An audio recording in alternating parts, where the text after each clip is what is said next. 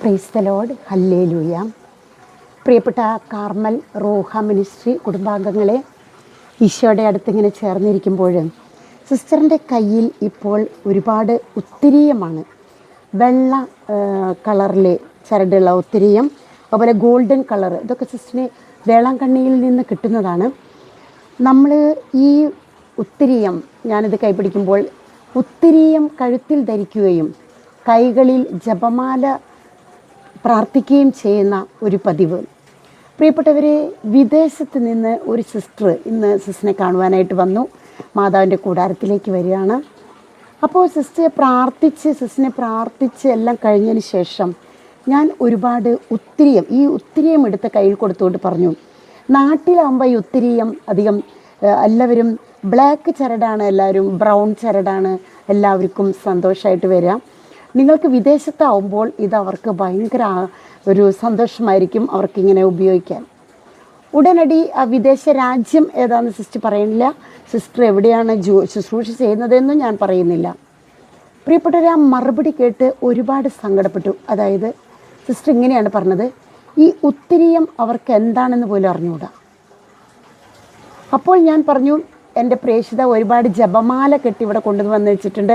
മണിപ്പൂരിലേക്കൊക്കെ പോകുമ്പോൾ ഇത് ഒരുപാട് കൊടുത്തു, ഒരുപാട് ദേശത്ത് നമ്മൾ കൊടുത്തു. അപ്പോൾ ഈ ജപമാല എന്ന് ഞാൻ തന്നുവിടട്ടേയും ചോദിച്ചു. അപ്പോൾ അവർക്ക് ജപമാല കൊന്ത അത് ചൊല്ലാനൊന്നും അറിഞ്ഞുകൂടാ.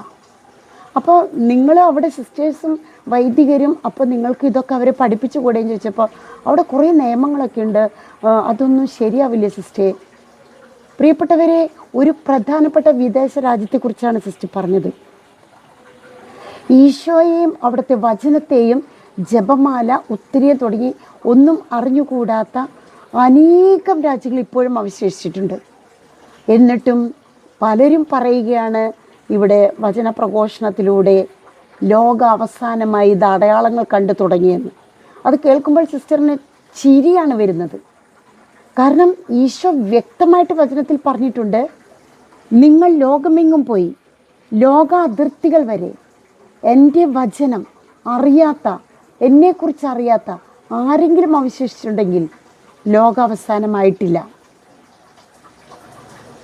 ഇത് ഒരുപാട് സങ്കടം വരുന്നതും ഒരുപാട് ചിന്തിക്കേണ്ട ഒരു പരമാർത്ഥതയാണ്, ഒരു വസ്തുത, ഒരു സത്യമാണ് സിസ്റ്റർ ഇപ്പോൾ നിങ്ങളുടെ മുൻപിൽ പറയുന്നത്.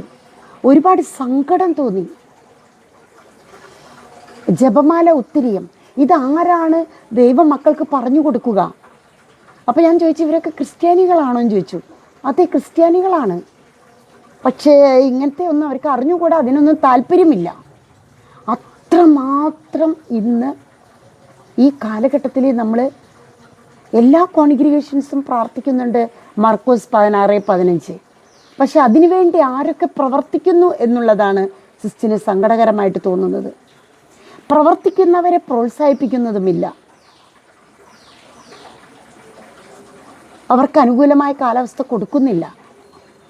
മർക്കോസ് 16:15 മറന്നുകൊണ്ടുള്ള ഒരു പ്രവർത്തനമാണ് ഇന്ന് എവിടെയും കാണുന്നത്. Price the lord, hallelujah. അതുകൊണ്ട് ഇത് വളരെ വളരെ ഗൗരവമായിട്ട് എടുക്കേണ്ട ഒരു കാര്യമാണ്.